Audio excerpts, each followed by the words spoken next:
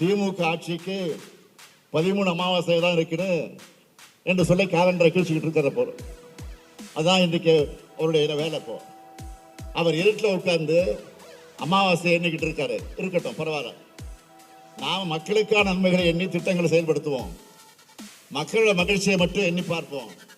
நேற்று நான் சிவகங்கை வந்ததிலிருந்து மக்கள் கொடுக்கக்கூடிய வரவேற்பை, அவர்கள் முகங்களில் தெரிகிற மகிழ்ச்சியை பார்க்கிறப்போ உதயசூரன் உடையில தொடர்ந்து தமிழ்நாட்டை திமுக தான் என்றும் ஆளும் என்று கூறி மக்களுக்காக என்றும் உழைப்போம் என்று சொல்லி நான் உங்களை மீண்டும் மீண்டும் கேட்டுக்கொள்ள விரும்புகிறேன்.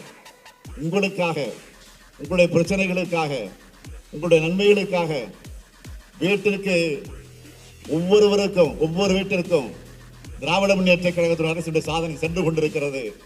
ஆக அது தொடரும் என்பதை மீண்டும் மீண்டும் எடுத்து சொல்லி, திராவிட முன்னேற்ற கழகத்தை பொறுத்தவரையில் என்றைக்கு மக்களோடு இருந்து பணியாற்றக்கூடிய ஒன்றுதான் என்பதை மீண்டும் உங்களுக்கு நினைவுபடுத்தி, மக்களுக்காக என்றும் உழைப்போம் என்று சொல்லி விடைபெறுகிறேன். நன்றி, வணக்கம்.